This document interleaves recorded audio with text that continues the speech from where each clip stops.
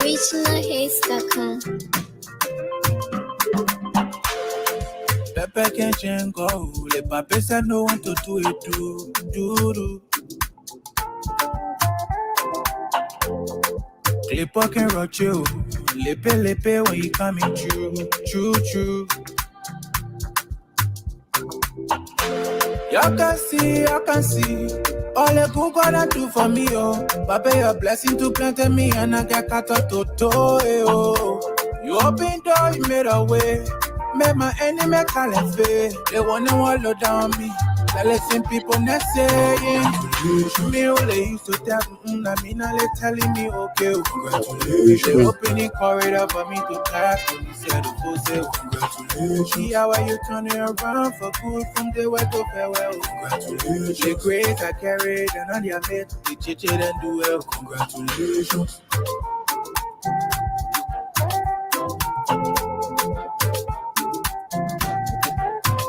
Congratulations. Let all my kids they wanting me for. All of my Kenya give it to God. They think you do it follow my mom. Le pape la zoba. Le pola don't kutuku.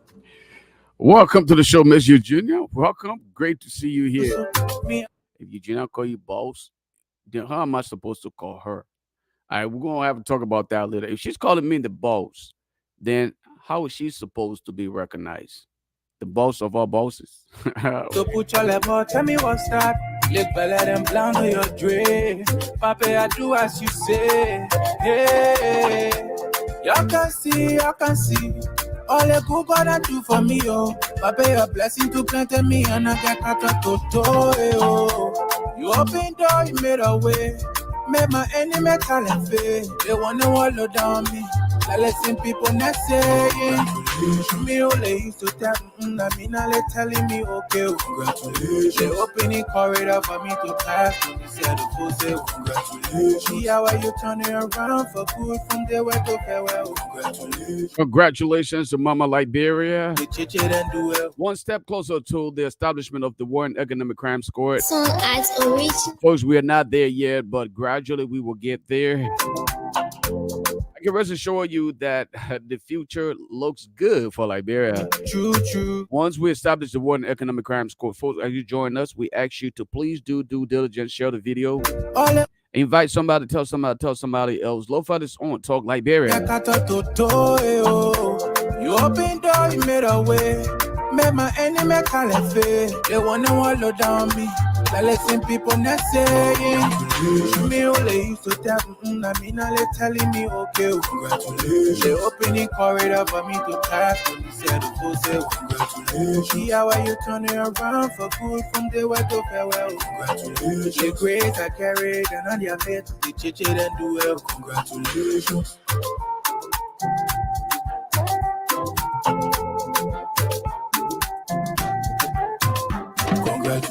Let all my kids they wanting me for.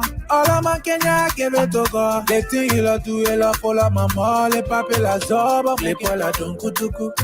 See the thing I do. Jella to say we not doing so. Me I got pepe. You turn it around for me. When all of them were looking down on me. Glipper you still a show. Your umpa is slow but sure. Let me at today, tell me yes sir. Used to put your level, tell me what's that.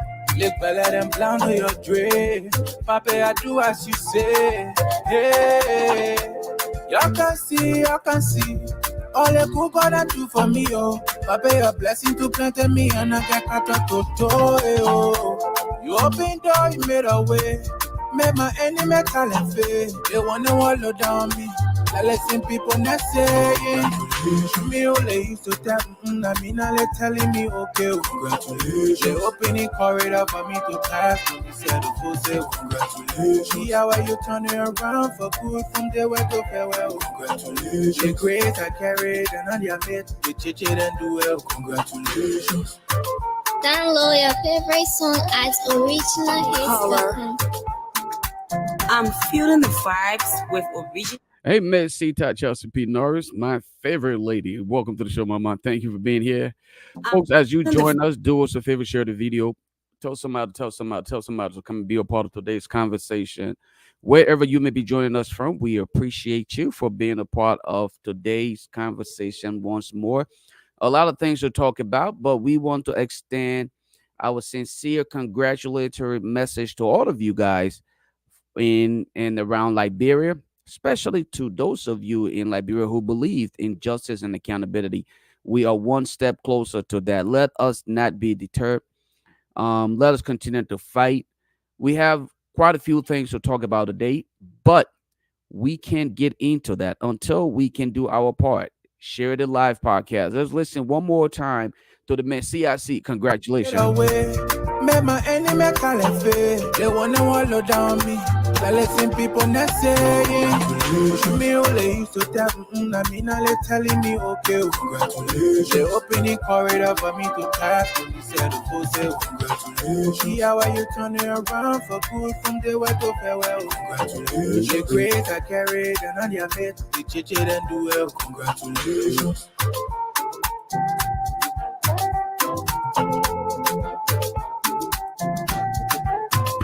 Congratulations. Let all my kids they wanting me for.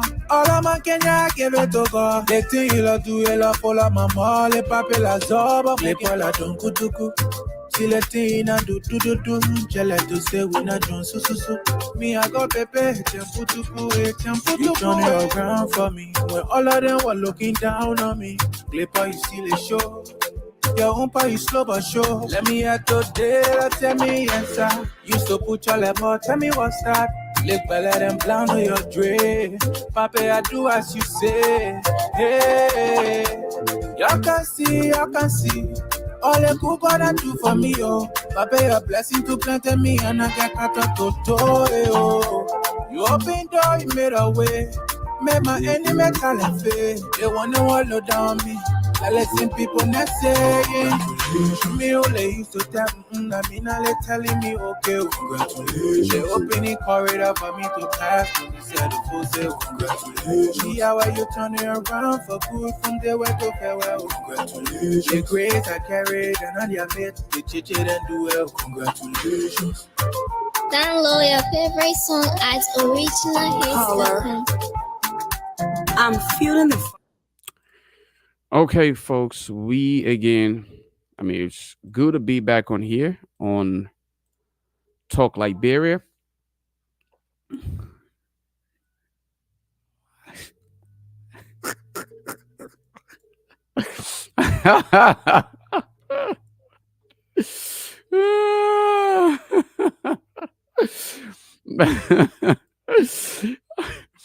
Okay, read between the line.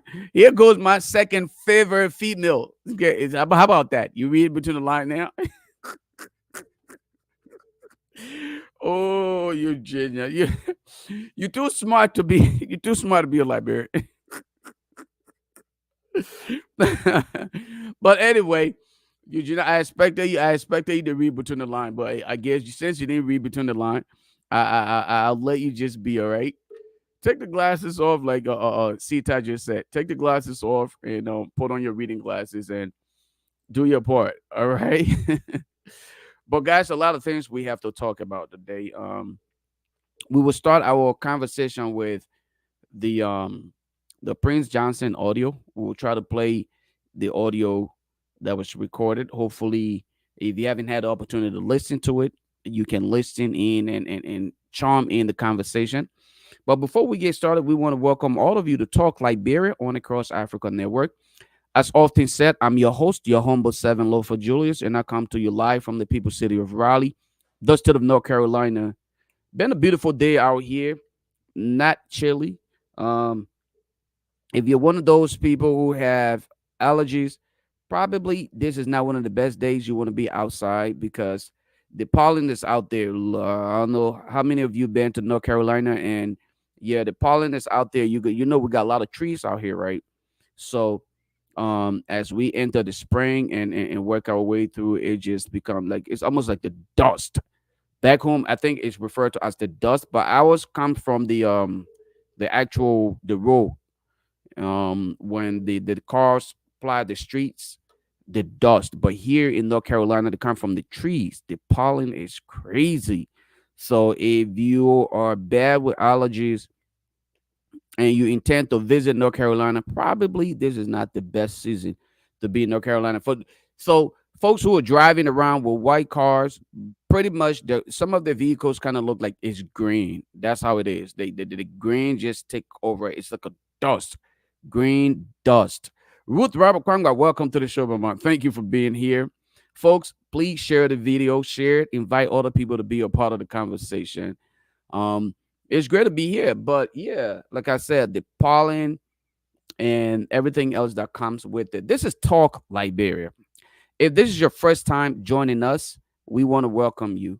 Please feel at home and always feel welcome. In a couple of days, on Saturday, we will be reintroducing um, another program on the network on across Africa. It will be hosted by your man Legend.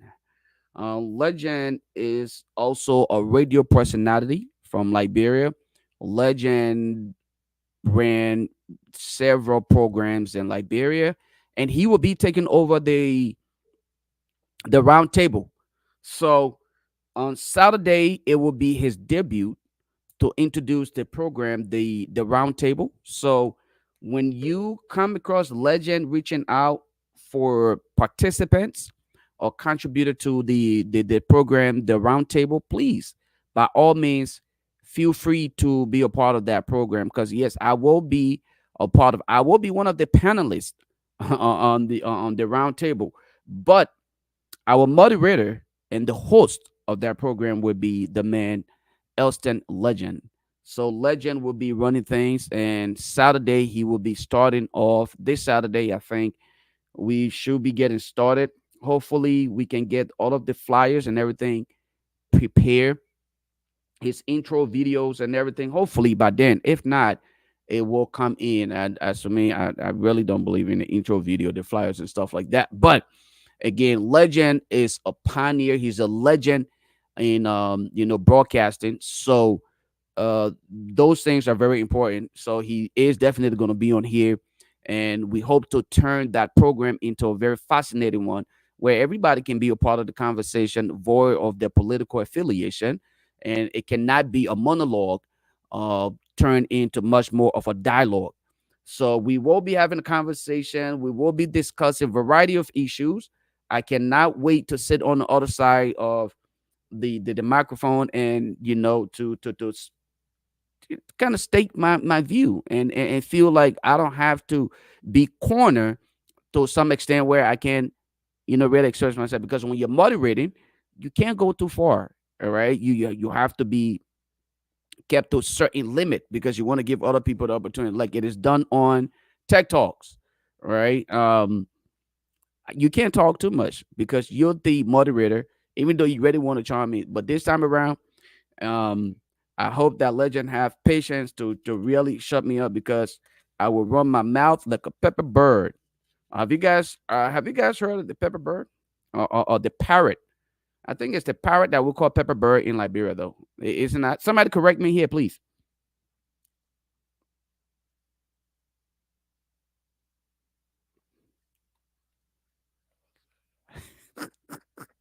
Ruth Robert Kwanga said, I see former advocates trying to throw talk to Ichiki, but they are the wrong town criers for such a message. Really? Well, where are those people actually pushing this kind of talk? But anyway, so we will definitely get into that part of it. But yeah, Legend is going to be on here. I'm glad that Legend took on that responsibility to come out here. People view things differently. And across Africa, it's everybody's home. Across Africa, it's everybody's home. So come and be a part of the growth, the opportunity to bring the message to the people. And I'm pretty sure that Legend will be doing just that. So, but we want to welcome all of you guys here. Let's start today's conversation, not to hold you hostage, I think the best thing to do, I want us to start to this conversation this way. Let us listen to Prince Johnson's narrative, and we will play for you some of the today's hearing at the the representatives met today. You all know today's Thursday. They met. There was session, so we will play that for you. We'll play part of it for you. I think folks were excited that certain things were being done, and you name the rest of it. But we will definitely bring everything to you here so that we all can be a part of the conversation. But um let's start with what Prince Johnson said. I want you guys to pay keen attention to this, guys. Please do us a favor, share the video. You all know why it is true that Talk Liberia or across Africa is we've been here. Let me just remind you, our time have changed due to popular demand. Now it's not an easy thing for us to do this. We had to make adjustment. We had to put aside personal activities in order for us to make this happen. So please do your part. Just share the video, invite other people. We are also broadcasting on the Closing Arguments or YouTube page. So if you're following from YouTube, you can also follow on the Closing Argument page.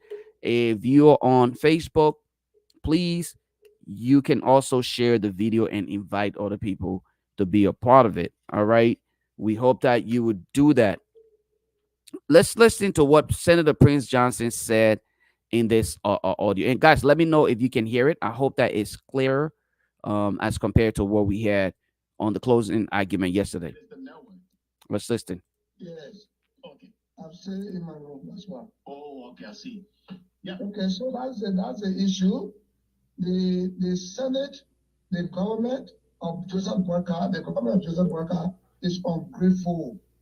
After all the suffering we did, Joel must go, and we brought this 79-year-old man, hoping that there will be great transformation, that we help our country rebuild, that we attract investors and employ our people and cut down the unemployment rate.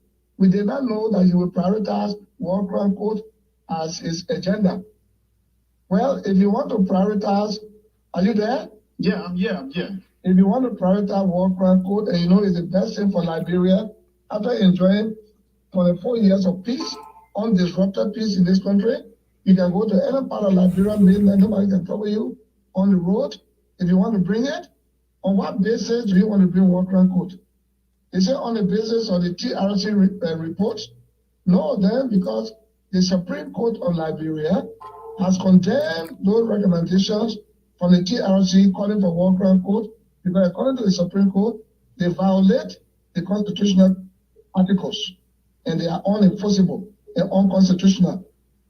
If the Supreme Court of your country condemned the report from the TRC about war crime code, why do you want to implement those recommendations that are condemned by the highest court in your country? Are you there? Yeah, I'm here. And if you want to enforce what the Supreme Court has considered to be unconstitutional and unenforceable, then who is looking for trouble in the country? It is you, brother. So, Senator, are you disappointed in this newly elected government? I am deeply, seriously, regrettably disappointed, because that was not the agenda for Rescue Nation. That was not what we planned to do. So what was the exact agenda to know you for the word at agriculture, road, hospitals, schools, unemployment rate to be reduced by attracting investors? Those things that will build our country and change the lives of our people. Because war crime court will not help you. Who will you catch? Who will you leave? And you targeting me as a senator or Democrat candidate for whatever reason, I do not know. When you talk about war crime court in this country, Prince Johnson is the one tapping the list. It's me that brought that there after. I didn't know he would do this.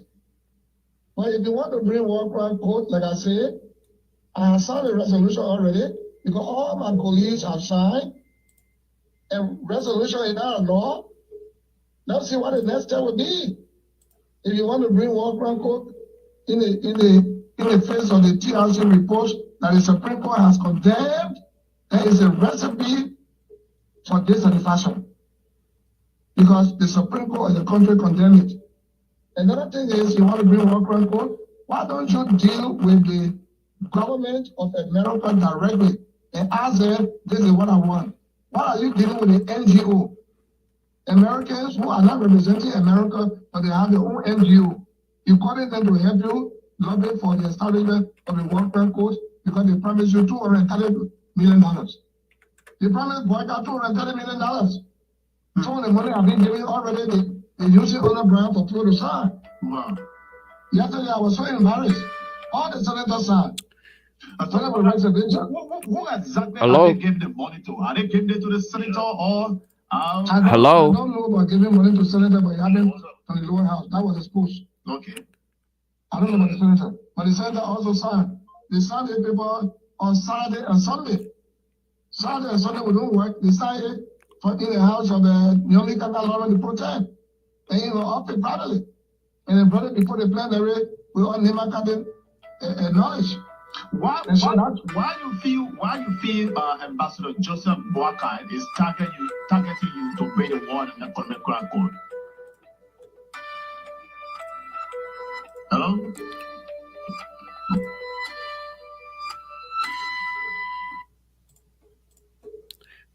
Oh, he got disconnected.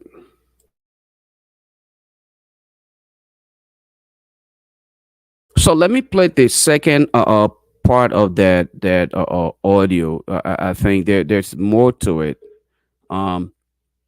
There's more to that audio. I think it's only fair. Let's play that part, the second part here. Serious network problem this morning.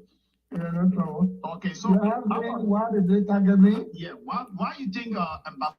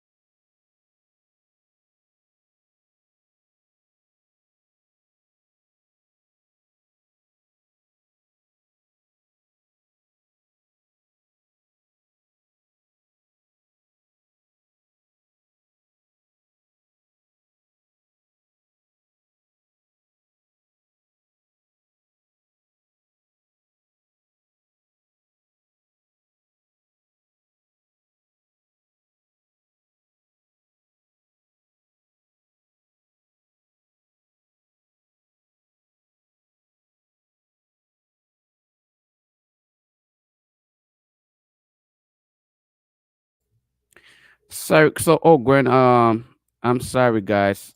I had to take a call on there. I'll repeat that. I didn't realize when I mute myself, you guys weren't going to hear the rest of it. Sorry. I'll play it over.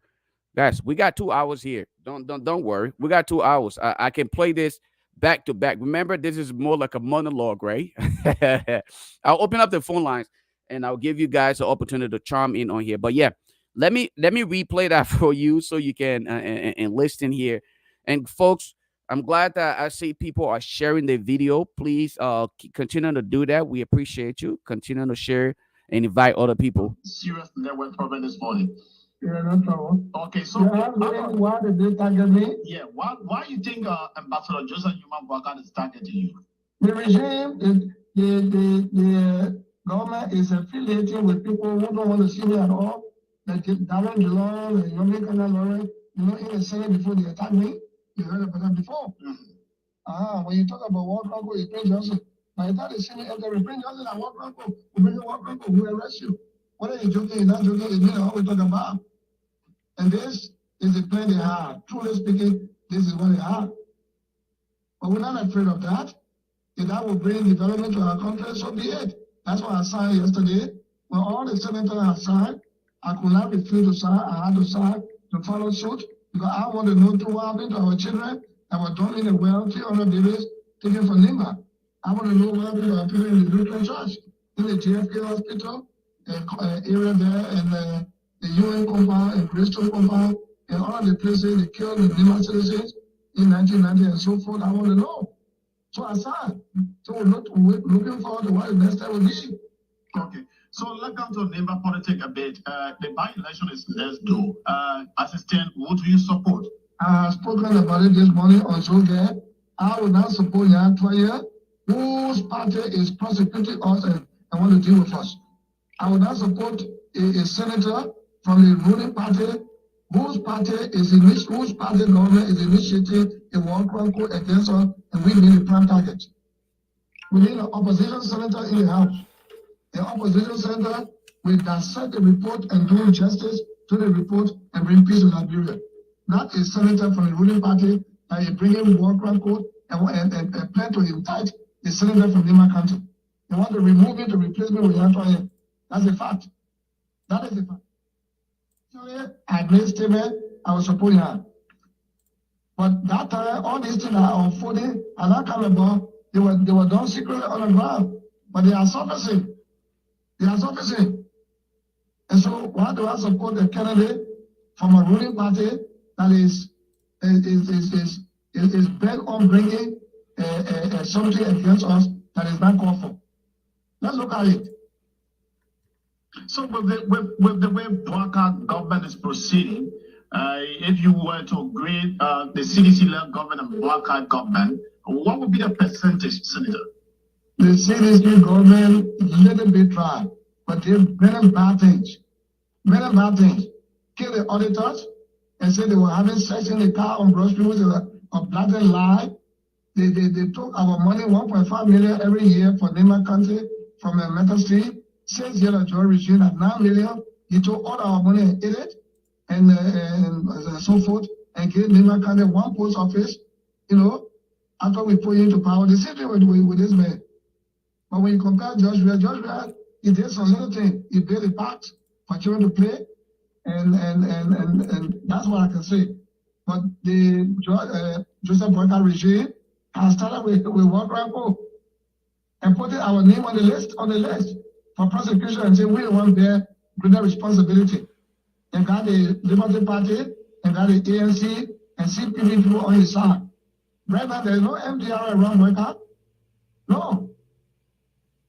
There's no MDR. But in the county, there were a lot of local government from your point. No, the local government in the country, I'm a senior senator of this county, and what we deserve our county for the improvement or development, what we did.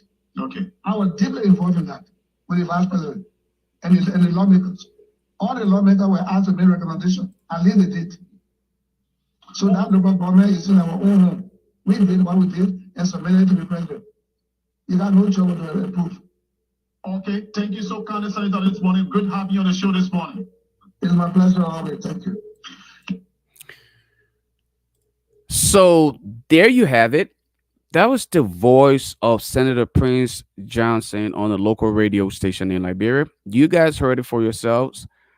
Senator Prince Johnson is saying openly that he's disappointed in the UP government. Look, one thing that I know for a fact, many Liberians who really want change in Liberia, you're excited. Okay? You're not excited because you wanted to target Senator Prince Johnson. Okay? I don't think Senator Prince Johnson is your ultimate goal. For most Liberians, they simply want justice. Every time you speak to one Liberian, Guess what they say? Um, we want justice. You're the one, again, I stated yesterday on the closing argument, right? You cannot you cannot find yourself in such a position, but you want to be as vocal as you are. You come across very vocal. You will not shut your mouth, all right? And you will continue to do these things because you feel like, hey, it intimidates people. To some extent, Liberians are saying to you they're tired, right? You come out with all this. Now you're shifting blames. You came as a rescue team. You did not come to Liberia for your selfish interest.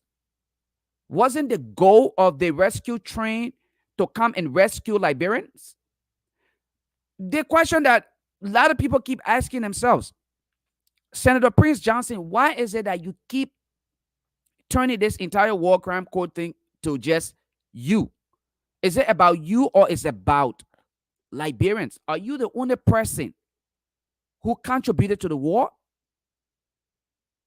And I hear people attempting to make the case that, look, guess what? You can't blame. Well, first of all, they're trying to blame Alan White for his presence. You know, sometimes the most difficult things in life are just pretense. Some of the self-proclaimed educated people in Liberia are the problems in our country. Some of the self-proclaimed educated people are Liberia problem. I mentioned this yesterday, and I want to say this again. You cannot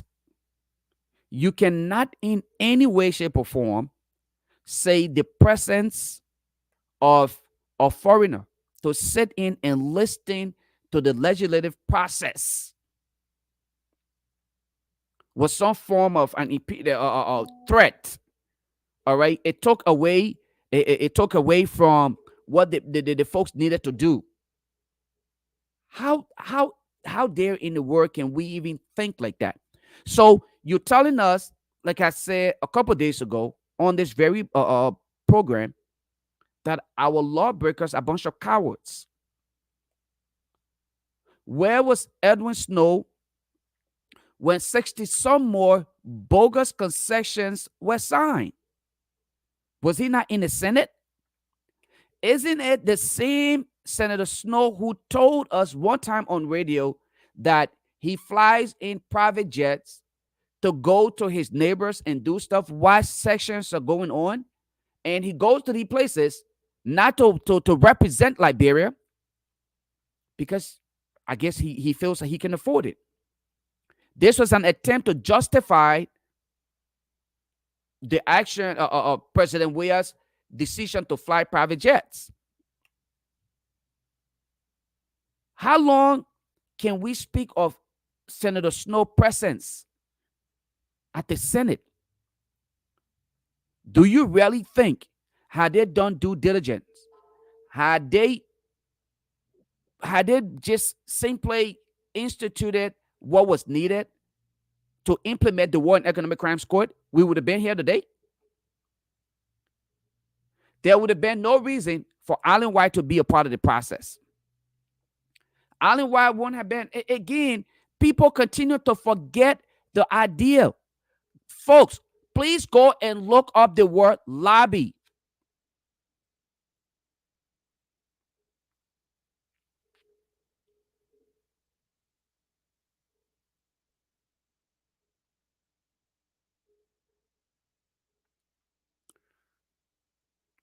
Ruth, what's going on with the live? Ruth said, what's going on with the live is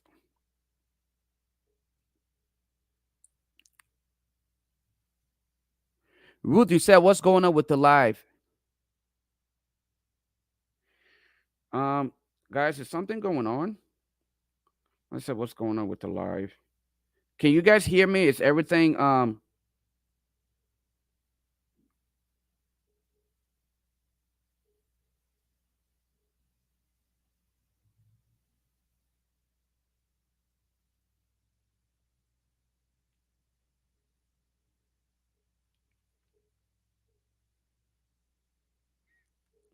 Guys, please help me out here. If you okay, Sieta just said it's okay from her end.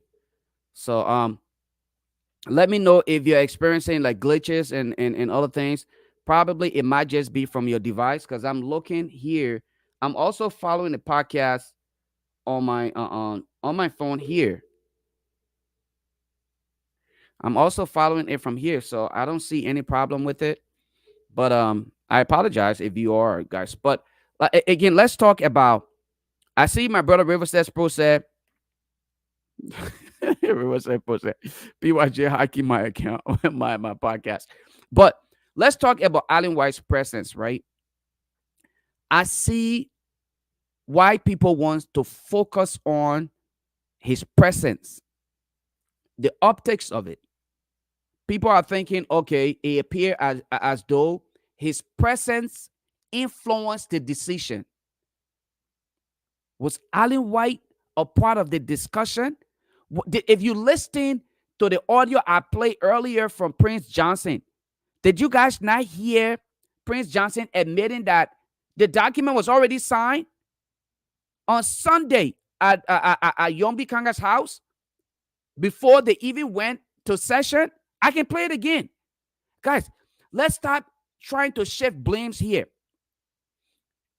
If our lawmakers were courageous enough, if they were men with balls, they probably would have said, okay, maybe the rules forbid anybody else who is not a lawmaker. But even in the great United States, people are welcome. Sessions are conducted in an open forum. Unless it's national security related, then it is conducted based on committee. Okay? Go to the state's website. It's there. This is an open information. As a matter of fact, hey, Peter White, welcome to the show, brother. As a matter of fact, the schedule for all sessions is on their website. If you're interested in being present for whatever session, you simply just go through the process. You submit your request to be present, and they reserve your seat. For the sake of security reasons, they can simply open it up to just everybody. You can just come and walk in and go sit in. All right? They will not, that is not done anywhere else in the world. Nowhere. And I'm very positive there are rules and regulations to how people are admitted at the Senate for hearing. So if they refuse to follow their own rules, how is it that you will blame an individual? That tells you that you don't have lawmakers, you have lawbreakers and bunch of cowards. Take it from me. I hate to sound disrespectful to these guys, and women, but that's exactly who they are. Who in their right mind righteously allows somebody to walk in your house, sits behind your television, and fold their hands and watch you, then you get intimidated. No gun in their hands. No gun, no knife, nothing. They sit there and then watch you. I like to watch TV. And then you go and grab the remote, you turn the television on, and they're watching you. I just love to watch porn. And then you turn it to a porn when your kids are watching. Who would do that? That tells me that you can't even defend your own home, especially for a man. I'm not even going to reference women, because men are supposed to defend and protect their homes, right? If you as a man allow another man to walk in your house, no gun, no knife, nothing, set in the back, and just with his eyes, as a matter of fact, instruct you to do certain things, and you do it regardless of whether your kids are around, you're a coward. So all of the bluffing that Senator Snow attempted to play out, nobody, I hope none of you fell for it, because I personally did not fall for it. That's why right after I watched his outburst, I told him, I'm like, dude, you're bluffing. You're bluffing. This man did not demand anyone He was not dragged in there. He walked in, and of course, he might have been, in fact, invited to that session. This is common sense. For those of you who are running around, you're crying, oh, it shouldn't have happened. He shouldn't have been there. So what if he sat and watched it on television, like you and I who sat and watched it on TV? What's wrong with that? Would he have not been a part of the process anyway? Are we not the same people? What about you and I who said Darius DeLon takes his camera and record everything that is done in session? How about that? Don't you believe that Allen White could have been right in his hotel and watched everything that happened? You don't think he followed all of these live podcasts? You don't think that's part of the process too? And I hear you guys run around talking about lobbyists. Oh, he's lobbying. That is his job. This man is simply telling you, I have a piece of job to do. Who is he lobbying for? Is he not lobbying for the Liberian people? How many of you go to work here and don't get paid for your time? You think a lobbyist is supposed to simply lobby? He never told you. Allen White did not one day say to any one of you that he's an advocate or he's an activist. He simply said, I have a piece of job to do. He's a SME, what we call SME, a subject matter expert, a SME. Okay? Your subject matter experts are utilized where they are needed. In this case, in this particular case, he is a subject matter expert for the establishment of war crimes court because of his experience with Sierra Leone. Who do you think would be the best person to lobby for you if you want such a thing established? Won't you go to somebody who already have the experience? Won't you consider that person's input? Is he demanding? He is using his network and ability to get information across. That is exactly what lobbyists do. President Weah had a lobbyist. Every president who ever sat in your mansion, at one point, with the exception of Charles Taylor, I want to believe. I don't know if Charles Taylor had a lobbyist, okay? But almost all of your presidents had some form of lobbying power in D.C. Even President Weah, he had a lobbyist who was actually lobbying for certain things to happen. Why you not mad at him? Why didn't President Weah use Allen White as a lobbyist to lobby for what he wanted? This man never once said to you, I'm your advocate. You have grown men and women who are lying to you every day. They tell you that they're advocates, and then the minute they get what they want, they turn their backs on you. Instead of them telling you that I'm a lobbyist, I'm simply here to lobby for what I want, they tell you that they're advocates or they're activists. And you buy into that nonsense. You literally give into it. They play on your mind because they understand how gullible our society is to some extent. You buy into that nonsense. You run around here, play yourselves, and then you come back, you get played. But you blame a man who is simply doing a piece of job. If he was hired to get a job done, and part of getting the job done is to travel to Liberia and sit when allowed to sit in session, then that's what he needs to do. If that is what is required to give Liberians what they want. How can he be lobbying? Somebody, Eugenia said he's lobbying for his pocket. Eugenia, let me understand here. How is he lobbying for his pocket when, of course, the work that is being done for Liberia? Who's paying him? Somebody with special interest for Liberia is paying him, Eugenia. Somebody with special interest for the establishment of War and Economic Crimes Court is paying him. So in return, he is lobbying for Liberians because Liberians are asking for the establishment of the War and Economic Crimes Court. the 300 or more thousand signatures that were affixed to that document that went to DC. Those are the people that, if you claim he's lobbying for his pocket, he's working for those people. That means they're paying him. They may not be directly contributing financially to this entire process, but at the end of the day, he's working for them. Let's do this. Let's take Alan White out of the picture. For Christ in heaven's sake, let's take Alan White out of the picture. How many years were we given with Madam Salive to have the like of Edwin Snow, Alex Tyler, and other previous government officials to stand up and do the right thing for Liberians? How many years did we have with them? 12 consecutive years. Right? 12 years. How far did we get with it? President Weah, 6 years. How far did we get with the establishment of the War and Economic Crimes Court? When President Weah returned from, I think it was the United Nations General Assembly, or one of the programs that he attended, he's asked Liberian, what do you want?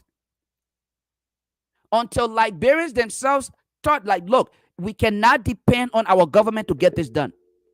So we must bring ourselves together. We must lobby with Washington to serve as that big brother or big sister. And this is the case. So how are we blaming people who are supporting Liberia? Let's talk about investment. I see Snow he's running around and opening and yapping his mouth about how the United States is not helping. He went to Sierra Leone and he see how the British is helping Sierra Leone. You really think the British just walked to Sierra Leone and started doing stuff because the Sierra Leonean government didn't do her part? You really think that? You got to be out of your mind to really think that. Government officials play their part. The reason why other countries or other superpowers around the world are willing and ready to work with Sierra Leone is simple. Very simple. Sierra Leone took the first step to justice and accountability. They knew that they needed to protect the rights of their people. They needed to provide justice for their people. So what did they do? They went through the TRC process. They prosecuted people. If they needed to reconcile, whatever the process was, they reconciled. Let us not shift our blames on other people. Let us look at the war criminals, the economic criminals. Let's look at them. These are the people that we should be focusing on. If anything, we should be blaming our lawbreakers for not doing what they were hired to do. They were not simply hired to get money and fill their pockets.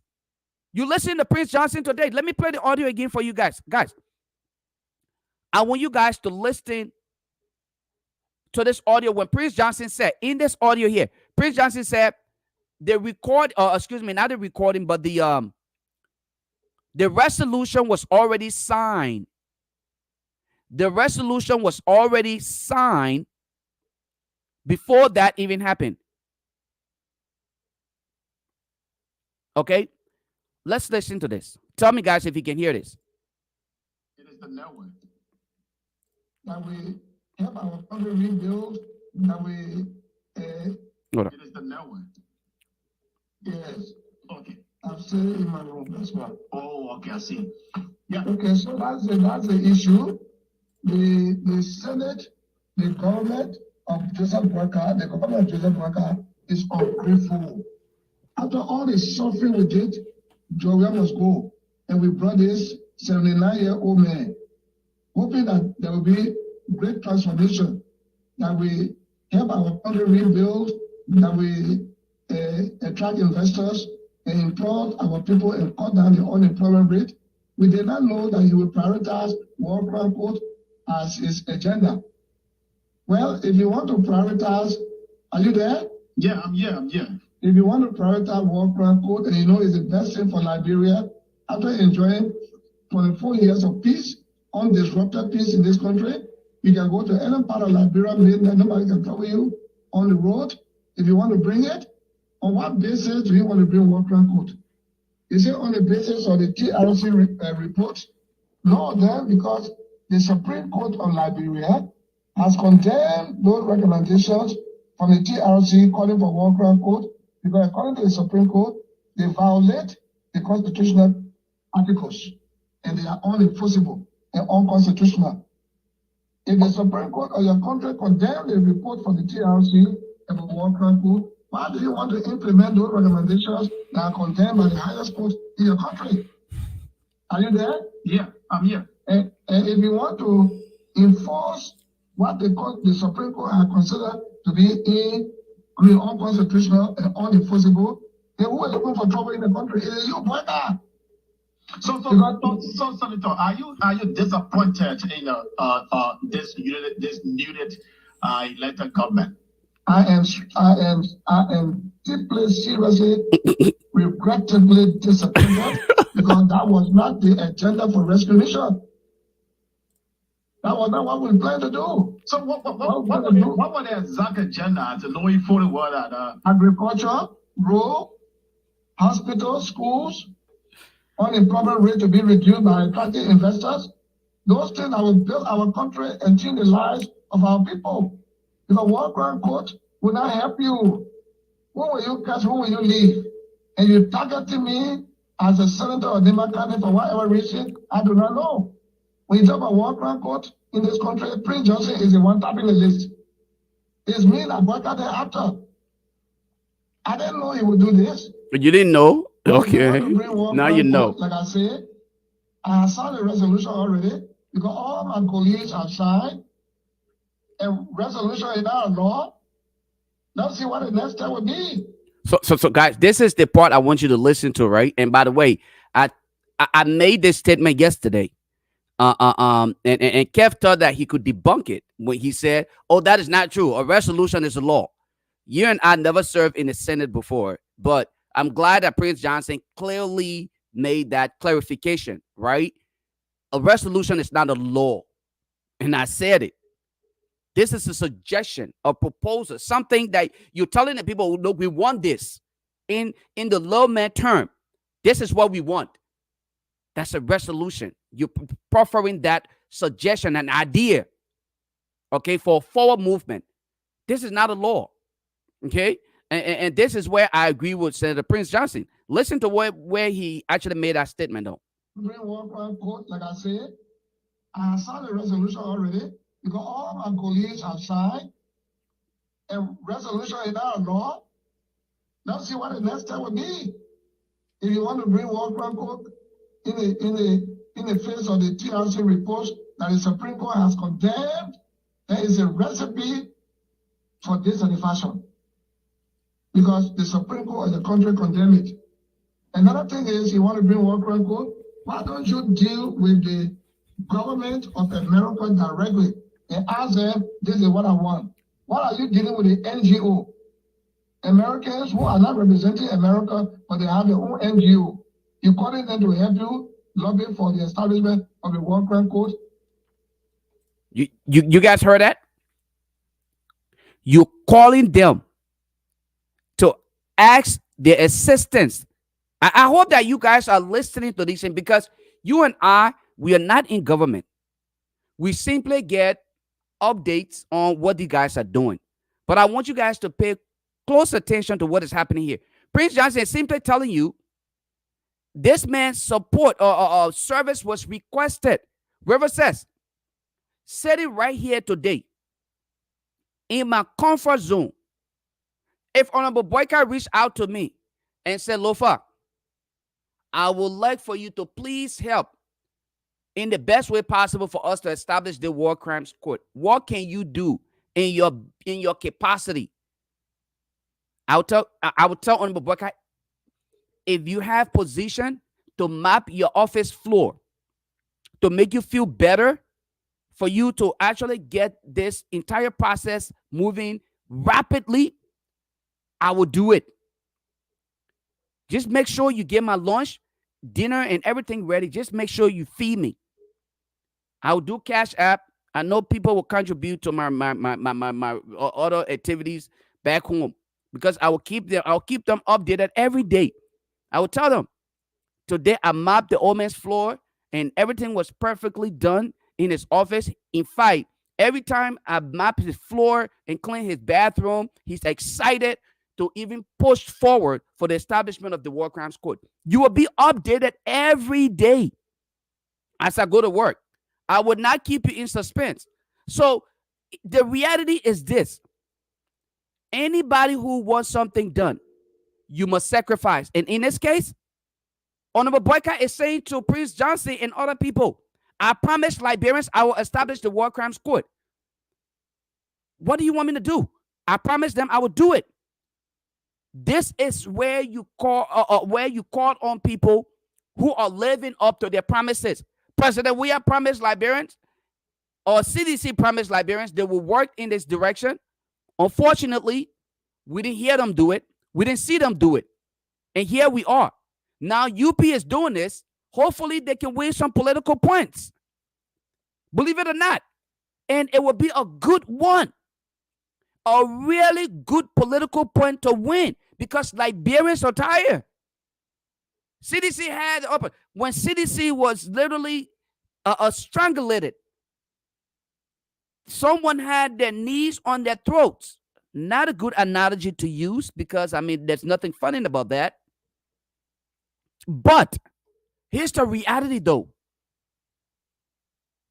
Has CDC done their part to solicit support from Island Wide and establish the War Crimes Court? But now we're not even talking about UP. But now we're not talking about UP. Has CDC just even attempted the establishment of the War Crimes Court, and had they just in their third year done what is happening today? But now UP is dead. But now Mo Ali and other people are begging President Weah for forgiveness if they ever offended him, because at this point, you know, they would have been hands down jobless because they can't work anywhere else outside of government. You and I know this. These guys are only professionals in government. Outside of government, even some of those who left Liberia and came here. No disrespect to folks who work in the nursing field, but you take a CNA, a certified nursing assistant, I believe, if that is the right definition for that acronym. Please correct me for you nurses or medical practitioners on here. I think CNA is a certified nursing assistant, right? And please, guys, like I said, I don't want to be wrong. I don't want to be, mislead people, but I want to believe that is what that acronym stands for, CNA. You take a CNA from here and take her to Liberia and turn her into a superintendent.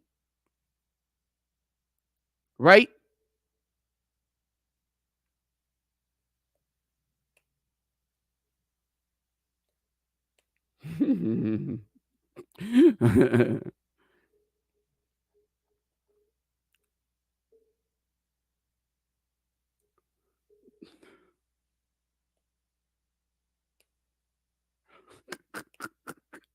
Yeah. It is me that boycotts them after. Prince, you're absolutely correct, Mr. Dober. Now he feels like he's the target. We're not stupid. We are Liberians. We are paying close attention to what happened. You will not keep quiet. You're not the only person who contributed to this war. And we keep reminding you and we keep telling you, dude, keep quiet. Keep quiet. Show some remorse. Show some remorse. Liberian, we are very sympathetic. Look, I know this for a fact. Liberians, we are very sympathetic.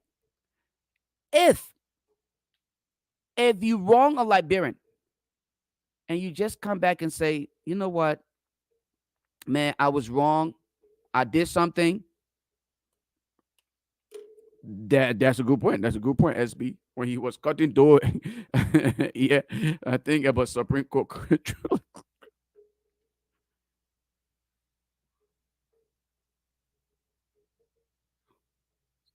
No, but no. On the real. I have, as a matter of fact, I have a person who actually lived with this lady, all right, in the same state. I'm not trying to Gwen, to be honest with you. That is what happened. Nima County current recommended senator, superintendent. I heard she was a CNA. Okay, and that is not the only. That's not even the end of it. Let's look at your deputy fire director, the one that was nominated by Darius DeLon. This man was nominated by Darius DeLon.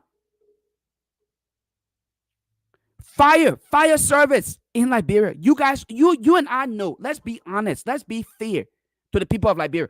The issue of fire, almost every other day, it just been other lives. Well, this week, I'm yet to hear of any fire issue in Liberia. But the month of February and March,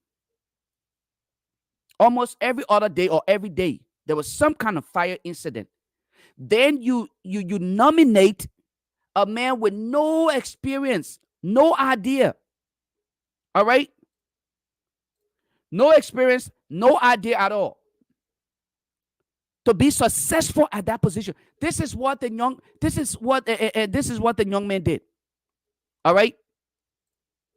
This is how you guys will change Liberia? Is this really how you guys will change Liberia? With this mindset? This mindset that you can just give people jobs because they work for you? And DeLon, in his justification, said on OKFM, DeLon, in his justification, said because the man supported him. He's a politician. DeLon was asked about the decision to appoint or hire people in positions in government who probably don't have the required experience. DeLon, in his response, said he's a politician. DeLon said, I'm a politician. So guess what? We satisfy people who support us. That was DeLon's response. So how can we actually change Liberia with that mentality? You hire people not based on competence, but based on the fact that that person supported you, and you expect to be successful as a government. I mean, tell me about it. Somebody said, Lofa, keep quiet. All of y'all supported DeLon. That, anybody who tell me, Lofa, keep quiet, I don't get mad at you. You are absolutely correct. And I agree with you 110% that we all got Liberia to where she is today. Because had we not done that, had we not supported the idea of a Darius DeLon, maybe we probably wouldn't have been here. Just maybe. Just maybe. But who else was in the race that could probably, I did not trust T5. There was no day on earth. But I think that there was a guy called Weeks. I think there was 1 week. I'm not talking about Kwame Weeks, who actually stole the people Facebook page. And yes, I did say he stole it because he built a page for the he built it for the agency. And when he was leaving, he decided to take it with him. That is not how institutions are ran. You cannot do that. Okay, you can't go to influence change. You cannot go to influence change, and then after you have impacted change to some extent, when you're no longer in that position, you take whatever you did with you. You know you can't do that. Nowhere. All of you nurses over here, all of you engineers out here, when you bring up, when you invent something working for, and you know what? Let me leave the professions that I have no idea about. Let me speak to my profession, okay? As an IT professional, right? When I served as a system support engineer, we had to do a scripting. Sometimes we will have to write bash file, okay? And when you write this bash file, these files are supposed to be used to automate certain processes. Okay, an example of such process would be, let's say there is an employee who is responsible to create Excel spreadsheet every day. And in that Excel spreadsheet, that person update the Excel spreadsheet every day with current information. Whether that Excel spreadsheet, whether the information is something that is about employees' attendance or purchases that are made, especially for procurement or in the accounting section, they want to have that document backed up every day with the most current copy of it. So what we were asked to do is to automate the process. Instead of the person having to do it every day, you write a batch file and put it right on the person's desktop. Okay? So at the end of the day, before the person leaves, they click on that batch file, they just double click it, run, and that particular folder or file gets back up to a specific location. All right. So it takes that file from their desktop and store it somewhere on the network drive. And then that file actually gets back up. So now you're performing what we consider incremental backup. The person comes back to you again and say, no, I don't want to have to click to make this entire process work.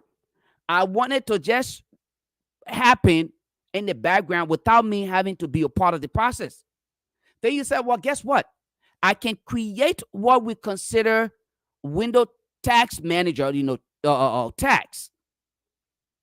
So you create a window tax so that that tax will run that bash file that is on that desktop at a specific time of the day. You reach out to the person, hey, what time do you get off work? I get off work at 5 o'clock. Okay, if you get off work at 5 o'clock, let us create this entire process to run at 4:30. 4:30, before you start packing up to leave, it is going to run, and then it will be updated in that entire process. Now, all of a sudden, you're about to leave. Or one day you decide to be careless and don't show up for work. Your supervisor come and say, dude, you're going to have to leave. We don't want you no more. Then SB should go and copy or delete. SB will go and take that bash file that he wrote. SB wrote it because every time you write a program, whether it's a script or not, the creator, they put their signature, the name of the creator is in there. Anybody, if you modify it, you can remove that person and put your name in it. But you created that file, so you put your name in there. Okay? Then SB, who created this entire thing, SB can say, oh, you about to fire me? Okay. He come and grab the bash file and say, you're not going to use it because I created it when I was there. Does that make sense? Everything I just explained to you guys, that makes sense? Let's go back to what we're talking about.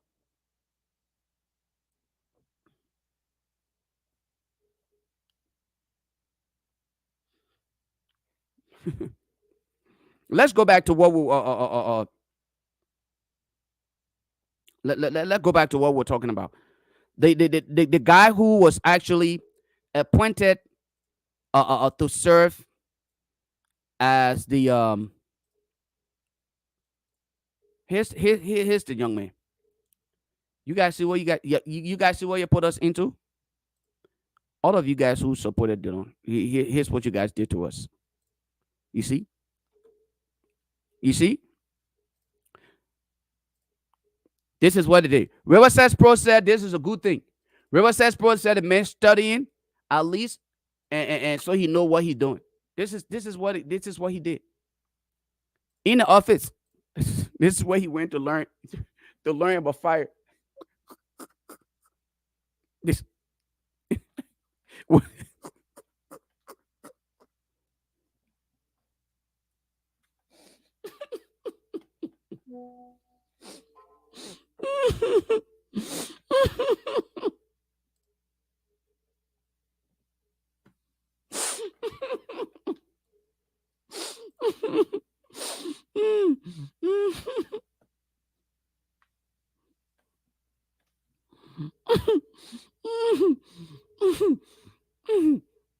Guys, I'm sorry. I didn't mean to laugh, man. I'm not laughing at the young man because, again, this thing about grandstanding.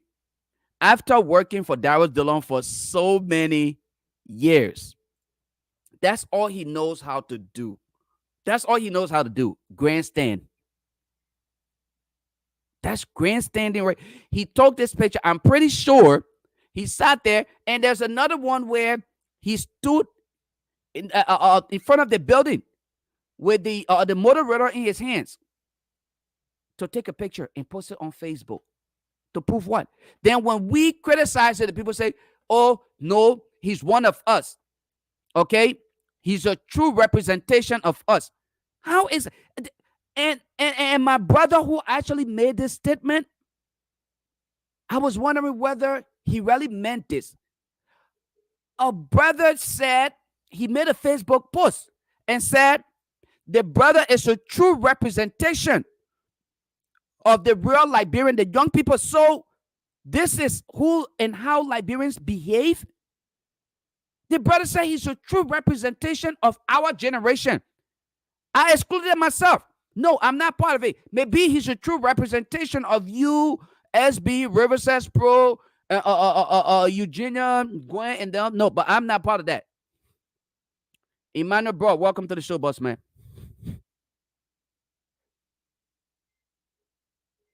Okay, what? Since when? Since when that actually represents our generation? Our generation, we are smart. Our generation, we should represent Liberia in a much more. I said it, or the person who said our generation, the men represent our generation. But I can't get mad at me. You get mad at me for simply reading what somebody else wrote. The man said the man represents our generation. Whose generation? To go sit in your office. SB can go sit in he can go sit in his office and he take all the chemical formula and start reading how to actually mix everything. And then he come back and say, and this is how we do it.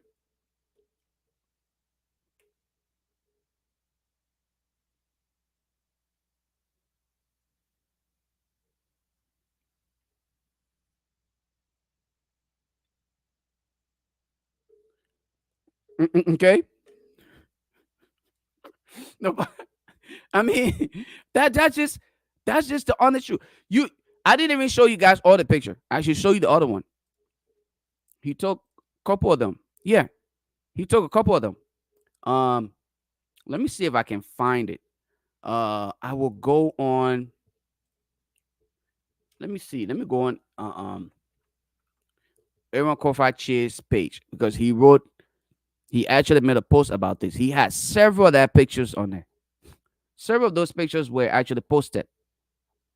There was one of them where dude was actually standing with the motor rotor in his hands. Guys, how can you change Liberia this way? Is this the best that we can offer? All right, and Darius Dillon and other people would justify this. Then Prince Johnson come up and say, "Oh, people are targeting him." Nobody's targeting you. You thought you were playing the Liberian people. Prince Johnson really thought he was playing Liberians when he made that decision to go support Honorable Boycott. He thought Honorable Boycott would have maintained that whole idea of I would protect you. So he thought he was playing us. But guess what happened? Now the same trick that he played. Somebody said this the other day. Somebody said, I don't know what it was on the closing argument or another platform. Somebody said the same trick you play to kill Doe, Honorable Boycott is also playing the same trick on you, not to kill you though, but to make sure that Liberian get justice. And that part I agree with though. Okay, I can't even find what I was trying to find.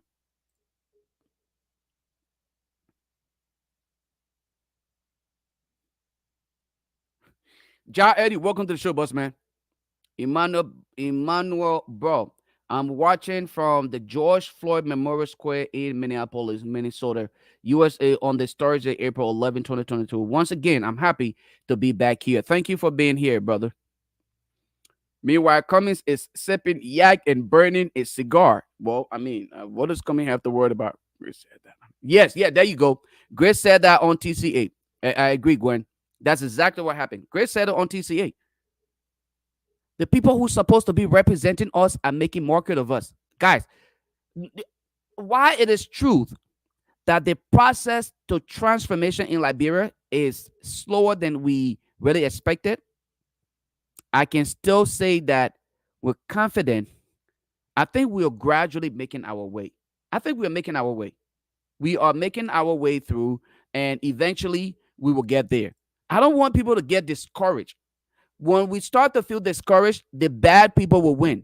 Prince Johnson thought that he was twisting the arms of Liberians in his selfish interest. And things work different ways. Here we are today. He's regretting. I played the audio for you. You listened to it. You heard what he said. He feel disappointed. He hate the fact that President Boycott play him. Now he's blaming the ANC. I don't know what you ANC folks keep running behind Prince Johnson. First of all, you pay for his university, as he claimed, okay? But he actually he turned you guys down, and you went back and asked him for coon. He turned you down, and today, after you did all of that, your ANC brother was hired, and now he's going after him. That's Prince Johnson's statement. Y'all come at me. Prince Johnson said it. Prince Johnson said, even after he said in one of the interviews, he said, even after we turned down the hands of those whom we thought were our enemies, Honorable Boycott brought them closer. So that is the mindset that you have when you come to government. I thought you were supposed to be thinking of legislative accomplishment. What can I do differently? Like Amara Conan attempted to do, but he failed miserably when he refused to declare and publish his assets. All the other things that Amara Conan is doing, I consider them grandstanding. I don't pay attention to that nonsense. I feel like he's bluffing. Had Amara Conan declare and publish his assets and start to hold people accountable like he is, like he's doing right now, maybe I would have respected his position to some extent. Probably not through it all, but I would have given him due respect. At least he's being courageous enough to call out some of the faults. But he's not doing it because he sincerely believes that is the right thing to do, though. Amara Conan and other people are trying to pave their way, all right, for 2029. This is why he's pretending to advocate for Liberians. And there are some of us who will fall prey to this nonsense. Instead of us to question Amara Conan, hold on, Mr. Millionaire. You claim you have a farm. You work for the World Bank and did several other things around the world. Mr. Rich Man, why is it so difficult for you to declare and publish your assets? Why? And a lot of you will sit back and think it's okay to be played. You will allow yourselves to be bamboozled. Guess what's going to happen? 2029, these guys are going to come with this very narrative that caught you in the spider web. They are strategically planning to create a two-side field. CDC and UP. Every other political party must actually submit to either the CDC or the UP, even though they know there are 5 and 6 or 6 and 7. What you and other Liberians will not do is stand up and say, heck no. There are other viable options. There are other options out there, and we don't have to be a part of the CDC. You can stand up. You can reach out to Liberians and make the case. They were strategic enough to step on the success of Liberians when they actually paid and used Henry Costa to carry on the entire program of dividing the CPP. You and I know how it happened. We were right here when we called Liberians' attention to this and said, Liberians, stop. You're attempting to prosecute the wrong person or the wrong people. The same group of people who did that today are pretending to be your heroes and advocates in your interests. But they're not advocating for you, though. They're advocating for themselves. They're coming back again with the same idea. They're telling you there are only two options, CDC or UP. And you will sit and buy into it. They have started to push that narrative. And instead of some of you to sit up and say, for Christ in heaven's sake, let us push back, you are sitting there and allowing yourselves to be played. At the end of the day, we will be right back here again. And some of us will say, we told you. When Henry Costa coined the narrative that the only person who could save Liberia from the calamity that she found herself in was Honorable Boycott, he knew there and then that was a lie. He knew there and then that was a lie from the belly of the devil. But you know what? Eventually, Liberians bought into that narrative. And guess what happened? They said the only person who could save Liberia was Honorable Boycott. They had three other options. They had Alexander Cummings, all right? They had Clarence Moneyba. They had Councilor Telwan Gongolo. They said no. None of those people could do it. All of those people would have had just enough experience, just enough credibility, come to the office with integrity and readiness to get things done. But you know what? We didn't want that. We did not want that.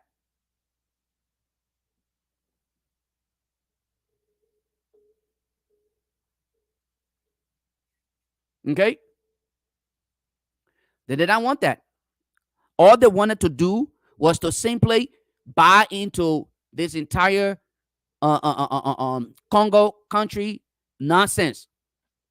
I see people calling themselves members of the intelligentsia. Jesus Christ.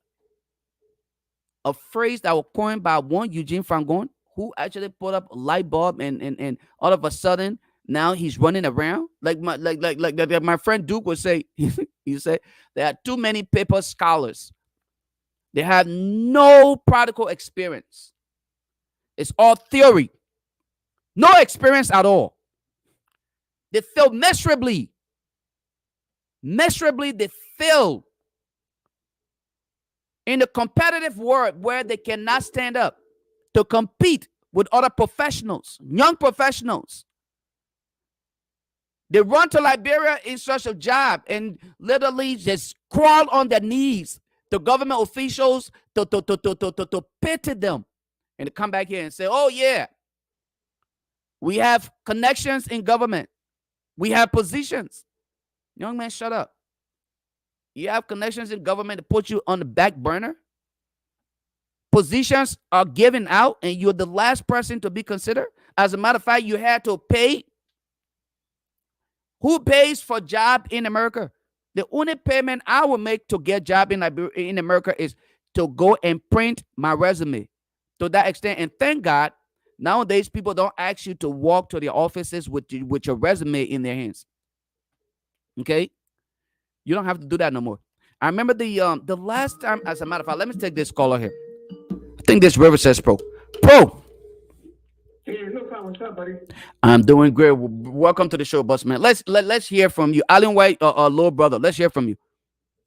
Oh, okay, no, thank you very much for having me on the show. Topics I'm at work, but look, my skin itching really So, first of all, I think the whole process, I have fewer reservations about this whole process, and I got several key points. The first thing, the fact that Yogi Kanga Lawrence took this document to her house, they cooked part of fufu, everybody's falling, and they pre-signed it before it reaching session, that's a cause for concern. I think the Liberian people are being played. Number two, it was too unanimous to be true. Now that's a contentious issue, Lufa, the World Economic Forum. To have everybody just make a, including Prince George, 360-degree U-turn and just sign up people in the presence of family. It seems to me everybody just roll over and touch some German Shepherd dog, and just think something isn't right.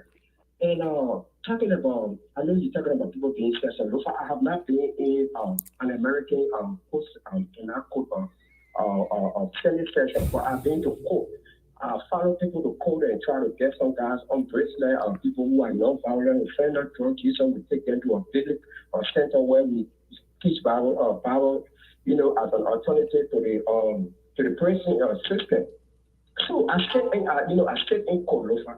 But remember, when I sit in court, my presence in the court does not influence anything. It does. If people don't know me, maybe my name. I don't even wear name tags. Nobody. The judge doesn't care about me. Whereas Alan West sitting in that court, it takes away the authenticity of the whole process. Remember, Joseph Walker met Alan West and actually Alan West said, "Why did you bring me here?" And when you listen to that conversation, Joseph Walker said, and say, "Oh, you have been an integral part of our things." So I told him, so Lofa, you can make that comparison that we can, anybody can sit. You and myself, we sit in American court session. We do not have any influence. Our presence there it's not influential. It's not trying to find a red word. It doesn't change anything. For Alan White, look like how this being our process from day one till this day. So you can make that comparison between you and myself. River says, but before I let Gus come in though, I think your comparison here is apple to oranges. You go into court, right? You sit in the court. We are talking about the Senate session that is open to the public. The United States Senate, they have open session. You can actually submit a request, all right, to sit in session. The only thing that is different from what happens in Liberia is you will have to submit that request based on the calendar of session days, and they review it and look to see whether there are seats available, and then you have to go through the security process. You may not have, but you don't even disregard the fact that you.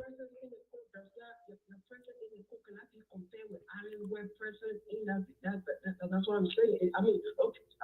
River says no. River says no. Don't say your presence in the chamber cannot be disregarded because, will not be influential. Because if you see the same way you're looking at Alan White as a Caucasian man, all right, sitting in the chamber, right, in session. If you were to go in there, sitting in there in your suit and tie, all right, nobody know you from nowhere. You're not a journalist. You will call attention. Trust me. The media will actually report that. A Liberian-born American appeared today to be a part of the Senate section out of curiosity. He wants to know. You could probably end up on CNN.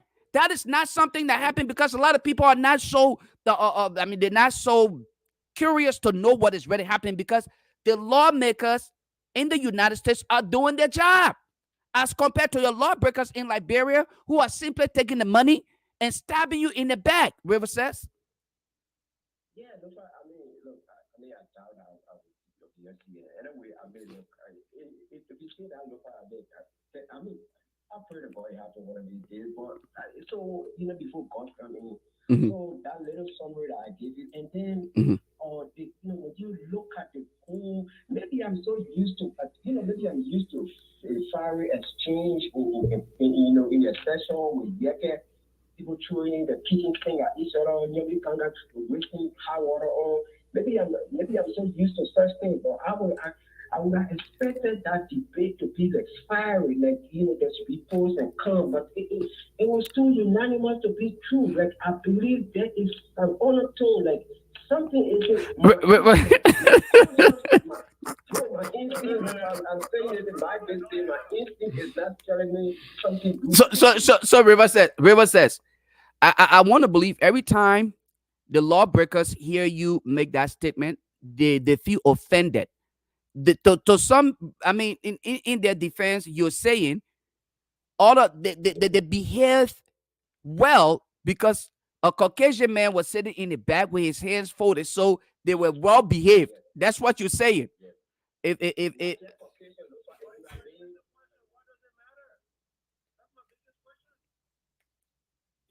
Sovereignty.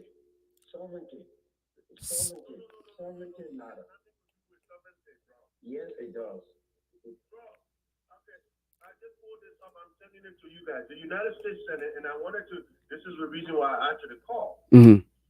You, any citizen can attend it. Yes, I told him. If it's a private stuff, they can vote. You, River says bro, you are entitled to. Even your city council, they can stop you. No. I'm talking about the influence, brother.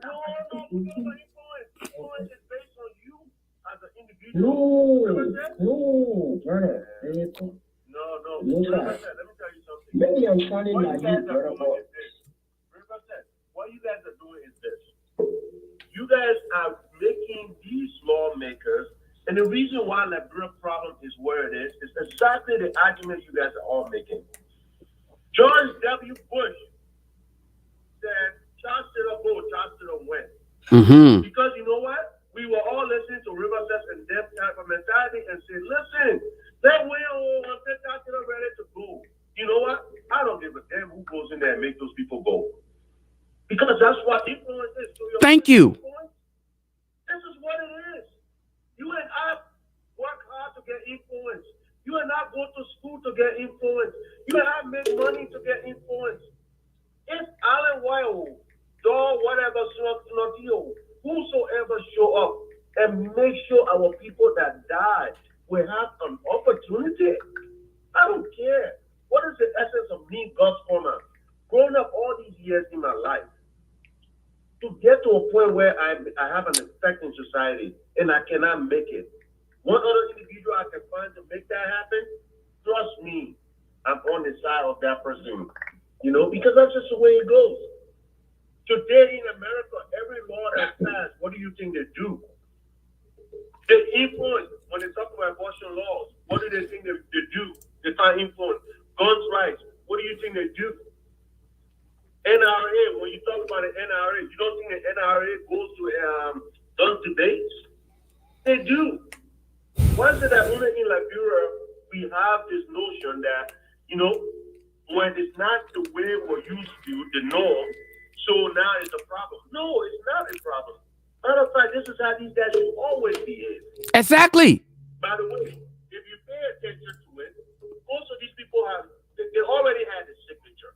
These people have grandstanded, but what happens is the citizens of Liberia have superseded all of them.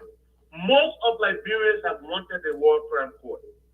We just never had the true leader that we can say the person's going to back it. For some reason, we have a that is realizing his strength in the sense that he doesn't have to run.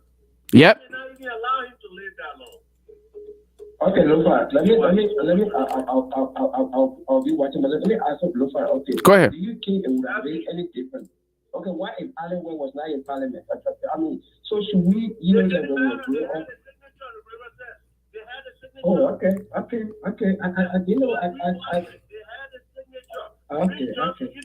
mean, I just want to make sure tomorrow. I'm just saying this because tomorrow, you know, I was watching the Congolese war in the vessel, and I kind of, you know, I watched the Sierra Leonean war. I did not see a British man sitting in the parliament. I did not see a French sitting. Because River says because they were ready to do it. They did not have to get the arms. River says, let me ask you a question, right? How many years after their war before they instituted the ICC? The Congo war, it didn't take long. Thank you. Okay, Sierra Leone. Let's talk about Sierra Leone. How long did it take? I mean, it was short because. Okay, there you go. So then Liberia, how long since we haven't even, for us, we have just the resolution part of it, and people already trying to cry and behave like they are victims. Let me tell you. Liberians today, I am so sickened by it. Look, we sit here every day, we say these people don't do anything. Did they do wrong? That's my question to you, River says. Did the lawmakers do wrong by passing this? No, you see, if you answer that as no, I want it to be authentic. I want it to be authentic. I don't want people to be coerced into signing anything that's authentic, because there's always somebody for and against. River says. God's to run. Let me tell you something. I know you. Because I'm coming. I'm going to the school coming. Let me tell you. I don't know how much you follow the Liberia. I was in Liberia. Child Taylor signed multiple agreement. Child Taylor was signing a Yamasoko agreement in front of those people. The next day, Child Taylor will go and say I was fooled. You know all those things. A call upon a call. We saw those things happen. I'm not a child. What I'm saying is those are things that are. It does. I keep saying it don't matter. It does. Because listen. Okay, but I'll be watching. I'll be watching. The reason why I tell you it doesn't matter, tell me anybody that has been convicted, I don't tell you they didn't do it. Tell you anybody that found out something is going against them, they don't say I didn't agree with it. Remember, say you're a preacher, man. You know that. This is what people go and confess, correct? No. Remember, I like to use analogy. Why do people confess? They went and did the simple thing, though. But they come because they know the Lord says, River says, can preach to them, and they can be saved. They do it. You see what I'm saying? So we got okay, guys. So I mean, I understand. It's just my own opinion, my own reservation. If the man is a killer, he did this and that. He comes into your church every day, and you know he's resentful. What are you gonna do? You're gonna do the right thing, right? Somebody's going to tell you, River says, that man was a killer, that man killed my man, that man killed my father. But one thing River says can say, the Bible says we should forgive. Why is it any different from everything we're talking about, my mother? You told the people. No, if he's at work, Gus, but Gus, you'll force this man to be on the phone. He's at work, he got to go.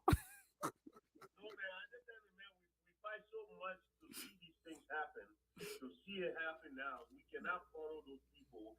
I don't want to be here crying wolf for Prince Johnson. When my mother was, dying, all of those things happened for me. And plenty of Liberian citizens. No, let him go to the court. Prince Charles Taylor is sitting there by himself.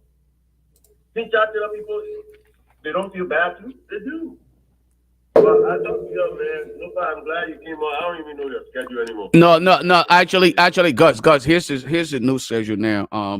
And I get by popular demand, we are supposed to be filling in Tuesdays and Thursdays. And then Saturdays are the round table.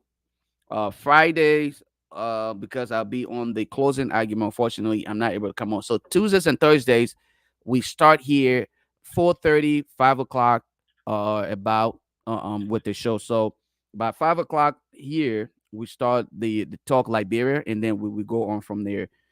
So that's gonna be our schedule, because we are looking to see how best we can get people from Liberia to contribute, because at this time they are available and they can always contribute as well. They follow on so many ways. So that's why we're trying to hopefully make it work. We can make this schedule work. And if you have time, bro, the platform is open. Join me, and we can have it. But I would definitely recommend, though, on Saturdays, the round table will start again, but it will be now moderated by Elston, the legend.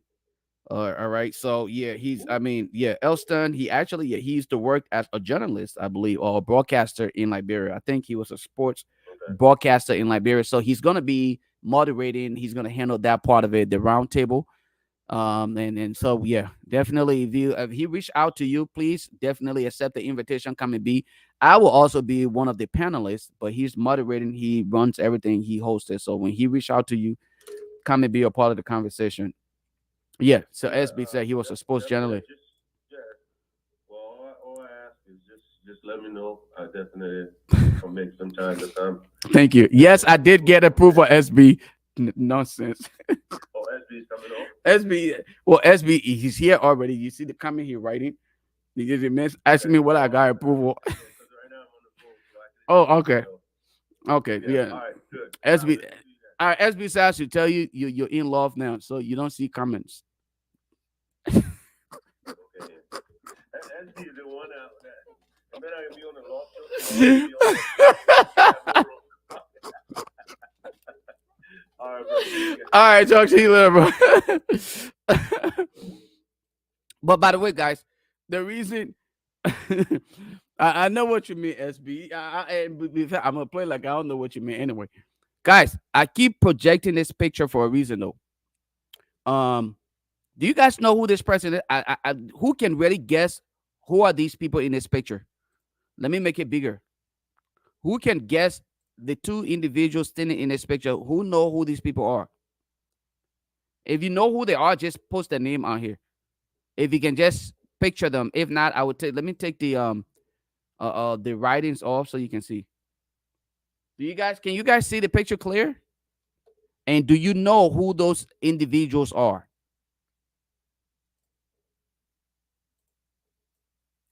I'm going to zoom in a little bit more. Yeah. Yeah.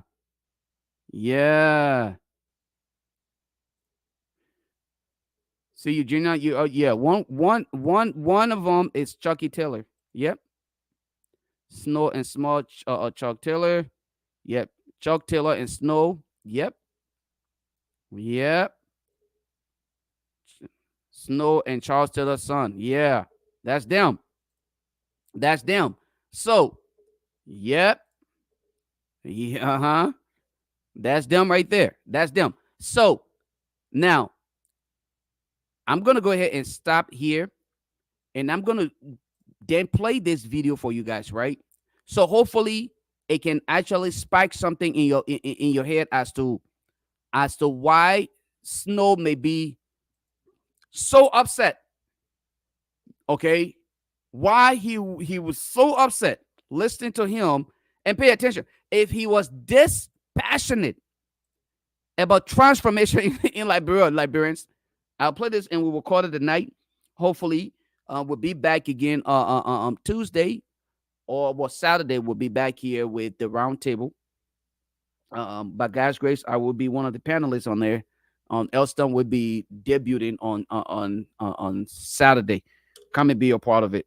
But maybe, just maybe, Prince Double said General Edwin. He said General. He was wait, hold up. Wait. Somebody said Prince Double said General Edwin Snow. Was he a general though? On the real note, to be serious, like, was he really a general or he was just wearing somebody asked the question that I was gonna ask. Question is, why was Snow wearing a bulletproof vest? That's a good question, though. I was going to ask that question, but the fact that Prince actually just took it out of my mouth, he said general, and you know, general people who work who in the army, right? That's a rank in the army, and I don't know Snow to have been a part of the AFL. So if you say General Snow, I'm assuming that he was a rebel general. All right. Or is it just a title kind of thing that you're just, joking about? Was he really a general? Because I'm seeing him in this picture here. He's really wearing stuff. But anyway, let's listen to him. Let's close the show. I wanted to play Yeke Kuluba's interview today, though. His recent interview from today. I wanted to play that too. But let's listen to a little bit of Snow rant. And then we will play the. I can tell you what the U.S. government spent in Guinea and Sierra Leone to hide Ebola compared to JFK that we could not renovate. Then when we talk, everybody gets scared because people don't want to go on sanction. I was placed on sanction in this country for 10 years. We talk about war crime. Let's talk about justice also. People sat down outside Liberia and put them on leave on sanction here. Because according to them, we have ongoing ties with Mr. Taylor, and I can challenge them. The only reason you put me on sanction was married to, if getting married to somebody will put you on sanction, and that's justice. Sorry, nobody interrogated them. Wait, guys, hold on. So Snow is saying the only reason they sanctioned him was because he was married to Charles Taylor's relative. That is his position. That was the only reason. So let's look at Snow's activity. Liberians, if we sit and allow these guys to continue to play on us, we will continue to be victimized. Do you sincerely, Liberian, in your mind, do you really believe that Snow was targeted because he married a relative of Charles Taylor? Is that the only reason? I am not saying here that the United States cannot be biased. It is true. Every system in the world, to some extent, can be biased. Corruption is all around the world. You can never stop corruption. But can anybody here tonight put their hands up and say Snow is not corrupt? Can anybody here tonight?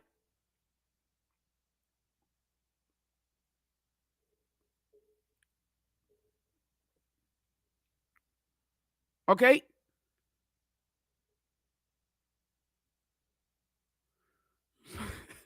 Yamato says you're not listening to. Oh, okay. So Prince said Snow wasn't a general. Okay. So oh yeah. That was for fashion. Okay. So Eugenia said it was for fashion. Yamato said she can't listen to Snow say nothing. She gotta go. That man is a rebel. I was with Taylor's daughter. Oh yeah, he was with Taylor's daughter. Okay, sorry. Zoe Taylor. Oh wow. Wow. So he married. Wow. That's what I think. That's what what's the guy was talking about? Henry Costa. You guys remember one time when Henry Costa said Edwin Snow is I mean he just goes around what was the word that he used? Opportunist. He goes on and just get with women. How is it that? Well, you know what, guys, hold on for a second. I just noticed something here. How is it that do you guys not see a Caucasian woman in this session too? How is it that everybody just focusing on Snow, on Allen White, when there are two Caucasian women here? Okay, there are two Caucasian women here. Is that two of them? Yeah, there are two Caucasian women. One right here, and there's another one behind the dude with the pink shirt. There are two Caucasian women in this video. How is it that only my Uncle White, the people upset about? Look, our family line goes beyond Liberia.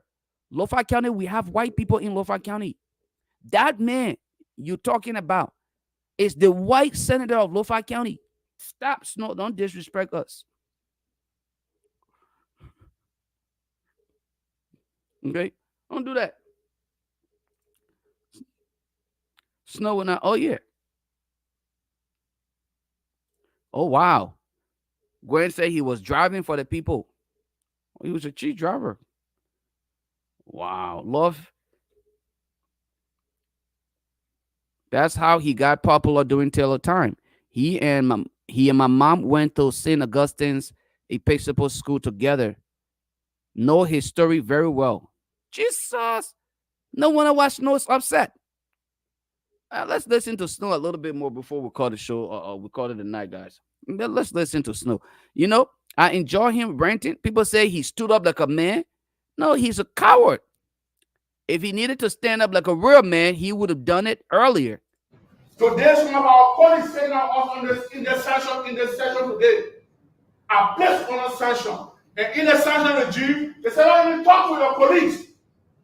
And when they see you talking to them, you are threatening to go on sanction.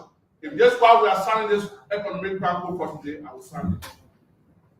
But let justice be done. At least today, we're talking about taking people to court. They are putting our colleagues on sanction here today. And people are rejoicing with all due process. They went to the Supreme Court and asked the Supreme Court to disbar Councilor Vanny Sherman because he was sanctioned, will not practice law in Liberia without due process. And when he thought they said to put you on sanction, I'm ready today to go on sanction. But let us speak justice. Let us speak justice. But then, this country, whether we like it or not, is divided on green and blue lines today. Take it anywhere. Liberia is perhaps more divided than it has ever been. On blue line or green lines. And like my colleague from Great Liberia said, our agenda is war and economic crime code. One more. I went to Zoe Penal home in Nigeria, visit him. And I saw where Zoe came from. Zoe is the nephew of the late Samuel Doe, who was killed by Chris Johnson. Today in our session, Zoe Penal and Chris Johnson share seat. They're not fighting each other. Or one justice or world crime court. We support it. In 2005, 2006, when I was elected here as Speaker, the Secretary of the Senate, you see sitting there, same way. The late Kaba, former chief clerk, may so rest in peace, and the Sergeant at Arms were preparing the Capitol grounds for inauguration. And as we went in the left corner, that area behind the Speaker office down there in the fence to clean that place, protect. Maybe some of you don't know. That place in this Capitol building yard is nothing but skeleton and skull. Today is still there. They tell you, say people that were killed from the mansion from LU, from the unknown soldiers, their body was dropped in this Capitol building yard. We have not even had the courage when the Decoration Day we do not have grave to go and clean out. Guys, here's my thing, right? Had Edwin Snow been this forceful, courageous in session, every time he went to session, had he been this courageous to bring out issues of concern to Liberian, like the issue of the deplorable healthcare system, stand up. Had he done similar thing with the issue of education, domestic abuse of women, children, violence, ritualistic killing, had he been forceful like he is tonight, let me ask you all the question, guys. Would you have ever thought of trying to criticize his position here today or yesterday? Or you would have applauded him for the mere fact that he did what he's known for? Or he would have done what everyone appreciate him for? When Yeke Koluba stand up, why is it true that we all disagree with Yeke Koluba's way of addressing issue? But when Yeke Koluba stands up and say, I'm talking like this, people know Yeke Koluba to be the guy who's always fighting for something. At least he claimed to be fighting for Liberians. And thus far, regardless of how anybody may want to describe his outburst, a lot of us disagree with it. The manner in which he conducts himself as a lawmaker, a lot of you would not agree with it. But you are the same people who would celebrate and pray that Charles Taylor is brought back to power because you claim that he's this energetic man, charismatic. He possessed that charisma. He's fluent in the Queen's language. Those are the kind of things that you will look for. You will not include the fact that he was a rebel. You will not include the fact that he killed innocent Liberians. But you're looking at his charisma, his eloquence, okay? His intelligence. Those are the kind of things that you're looking at. But Yeke Koluba, probably he's not as charismatic as you really want him to be, right? The charisma is not there. So you got a problem with it. Maybe he is just not as eloquent as you would prefer him to be. So you got a problem with it. Or maybe he is just too vocal. And his refusal to just kind of tone down the profanities in his utterances. So some of you just cannot stand it. But didn't I hear at one point in time where Charles Taylor said, people were talking about, I think he said, I know a mom comes, something in that regard. I don't want to say something that I don't know and make it seem like I'm lying though, but something to that effect. People said Charles Taylor would have been a great leader. Yet only dictators will probably succeed in Liberia. Because a lot of you like bad people. Yeah.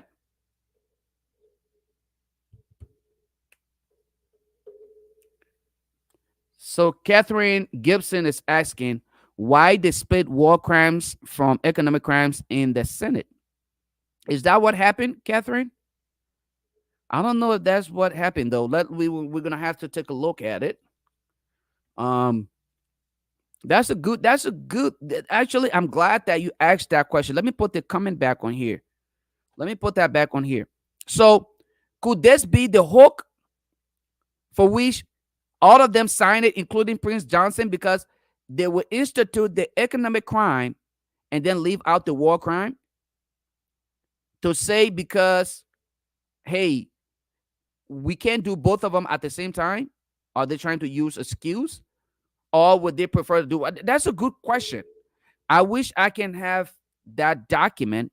Hopefully, we will reach out to some of our sources to get access to that document, and then we can read through it. But this is concerning. Okay, so Catherine said here that they want economists to be in local Liberia court. What about okay. So if that's the case, then so if they want the economic crimes court to be conducted in the local Liberian court, then I think it's just to prevent chaos. I want to sincerely think that would be the case, because prosecution of certain people, they have already started to threaten, the peace and stability of the state. So if you are to prosecute certain people, it makes it difficult to be done in Liberia. When they remember now, again, with the tribal influence and people connection to other people, you just have politicians who we just mastermind the death of other people because of their influence. How about people who are supposed to be prosecuted? You and I know that's not going to happen. So if that is the ideal, then I would say maybe it's a good thing that the economic crimes. But I think the economic crime in Liberia too, I think both of them. That's a difficult one though. I got to read through that. I got to read through that document, please, guys.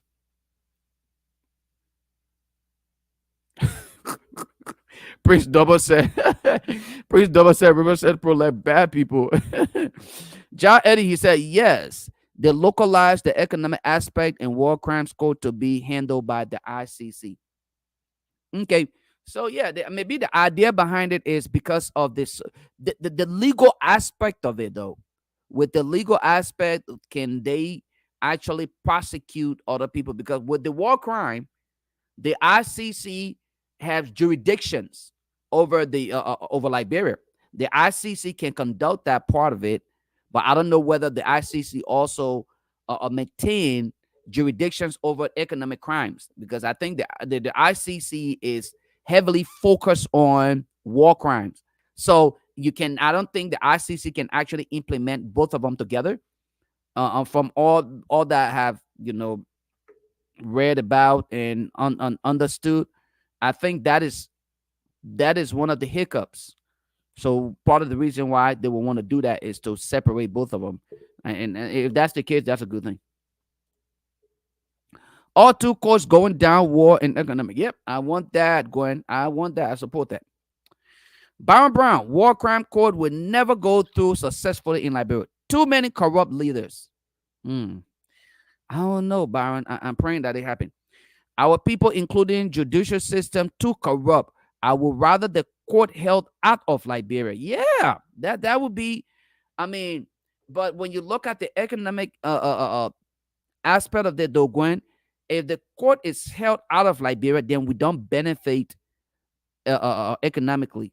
Because if the court is in Liberia, I think it brings in money. The lawyers and all the judges that are coming in the national media that may be coming to cover it, they will have to rent hotels, they will have to eat Liberian food, they will pay it in restaurants, they will buy Liberian clothes. I think it will help to bomb our economy to some extent. But if we were to take it to Ghana, all of those part of the benefits will be taken to Ghana. That's my only thing that's my only reservation. I think it should be brought to Liberia, but with maximum support from the international community, such as security. They should provide security to hopefully help with this entire process. I think that would be good. Catherine Gibson said local Liberian courts subject to too much corruption. They won't seriously prosecute economic crimes. I agree with you 100% on that. And Byron Brown, Lofa Julius, you fought for the benefit of justice. I fought for, justice in itself brings benefits. So if you ask me the question, Byron, you ask me whether I fought for the benefit of justice. Justice brings benefit. It's a benefit of accountability. Okay? So, yes, at the end of the day, my benefit should not be cut in half. Justice will be my benefit. The benefit of my fight is justice. And you know what? I think it should not be cut in half. It should not be segmented, but done holistically. Now, if there are reasons why it is being segmented, and again, they are the experts. People who are running these things, who know about it, like the Allen White and other people, based on their experience in other places, they may prefer suggestions as to how it would be best suited for successful implementation of the War and Economic Crimes Code.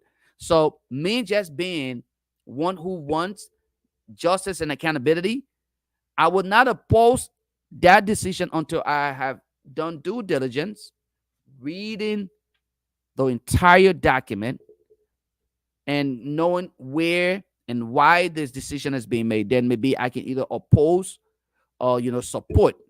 But thus far, I want to celebrate the fact that at least we have a resolution on the floor, and then we'll go from there. Yeah. Actual factual say who's supposed to go indict, arrest all of these war and economic crimes offenders. But actual factual, I don't think all of them will be arrested. They will be invited to participate in the process. Now, if they refuse, I think that's where the international crime will put on them some kind of sanction, either travel ban or something of that nature.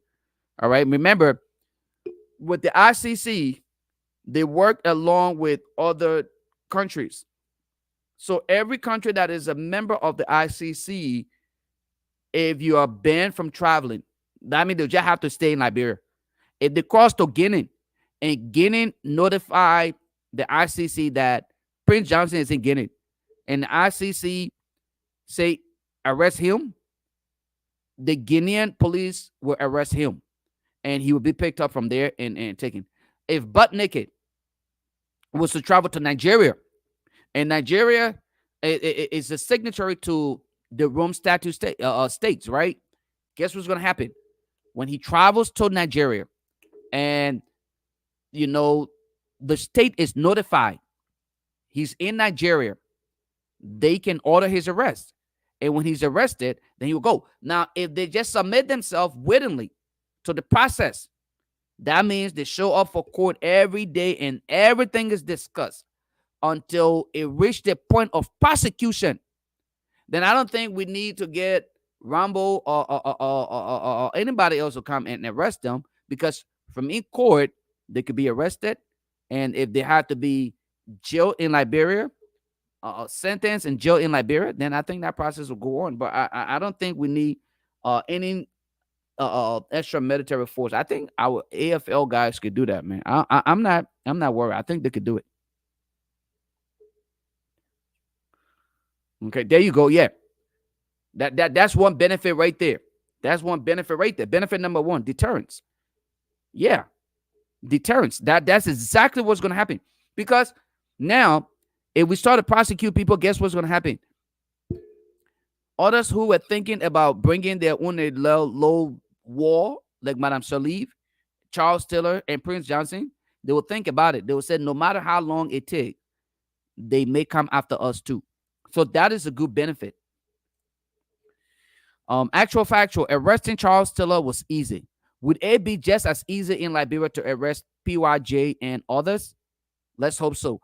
I really do believe that Prince Johnson would not put up any fight. I really want. Remember, guys, this was Prince Johnson who kept saying there'll be no war crimes. Remember, I can still play some of his recording. Prince Johnson said, that's why I asked Kev Hassan the other yesterday on the closing argument. Do you now believe there'll be war crimes court? This is a man who sat on various platforms and said there will be no war crimes court in Liberia. There were several other people who made that claim.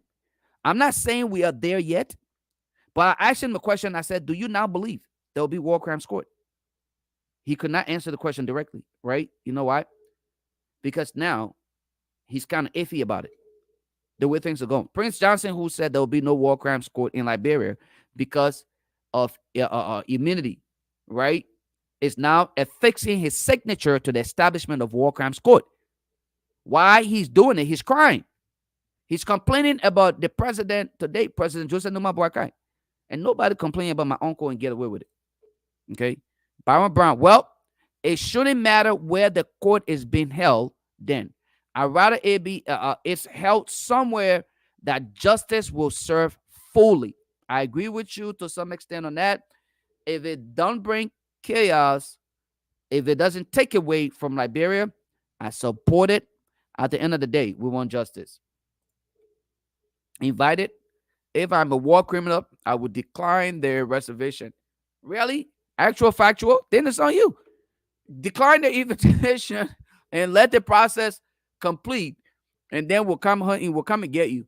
Then you should only be between Nema County, Monrovia, Bond County. Don't go anywhere else. Don't go out of Liberia. Live your entire life in Liberia and stay there until you die. Because any mistake to travel out of Liberia, when we get you, you will pay for it.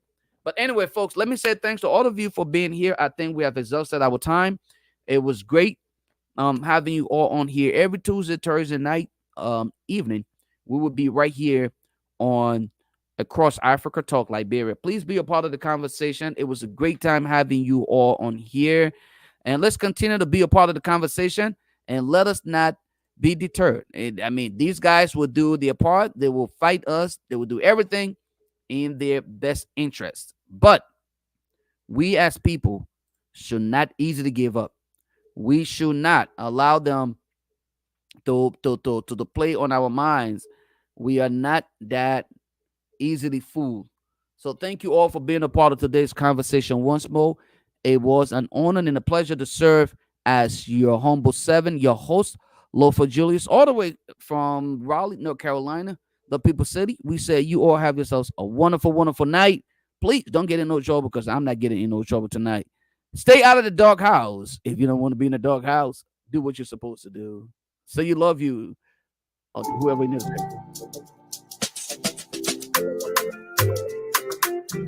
Download your favorite song at originalhits.com. Pepe can go. Le pape said no one to do it, do. Miss Sita Chelsea P. Norris, she said, great show, Lofa Julius. Thank you as well, Sita, for being a part of the conversation. Let's hear from you. Let's hope to see you again. You can see. All the good God do for me, oh. Papa, your blessing to plant me and I Factual, he said, thank you, brother. Thank you as well for being here. you made a way. Made my enemy caliphate. They wanna wallow down me. I listen people not saying. Me only used to tell I mean, they telling me okay, congratulations. They opening corridor for me to pass. When you said the full say congratulations. See how are you turning around for good from the way to farewell. Congratulations. The grace I carried and on your head, the chit and do well. Congratulations.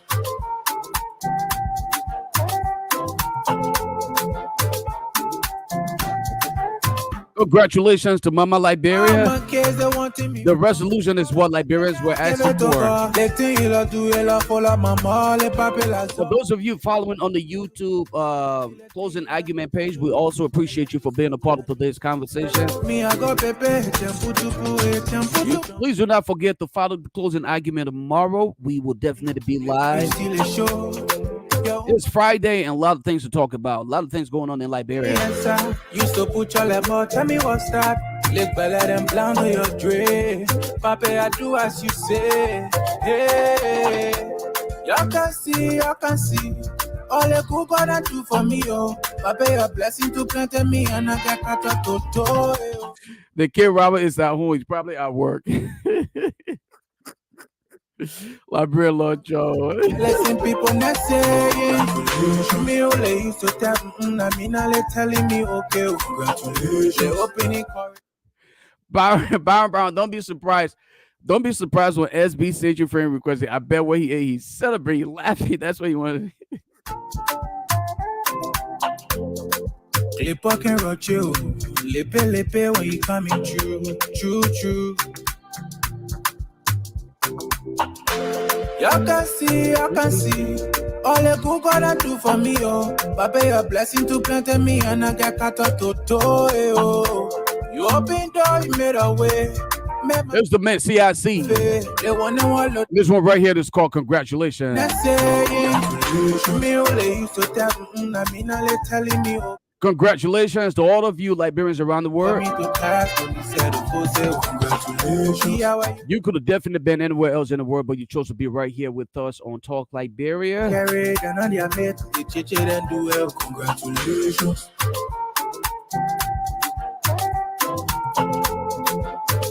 And of course, the man Gus Croman, the lover board, is in the building as well. We said, welcome back, Gus Croman. Shout out to the man River says Pro following us all the way from work, but had to call in and be a part of the conversation. Me,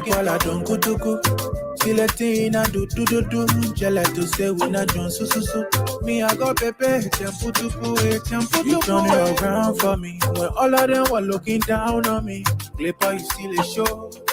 Your own pa is slow but show. Let me hear today, tell me answer. Used to put your level, tell me what's that? Look better than blonde on your dream. Papa, I do as you say. Hey, you can see. All the good God I do for me, oh. Papa, your blessing to plant me and I get cut up to toe. Congratulations to all of you. Thanks for being a part of the process. Until we're right back yet again another day, we want to say thanks to all of you for being a part of the conversation. We see you. Until then, I'm out. Peace. Oh, let's get it out of here, guys. They went to farewell. Congratulations to pass when you said the full say congratulations. See how are you turning around for good from the way to farewell. Congratulations. The grace I carried and on your head, the chit and do well. Congratulations.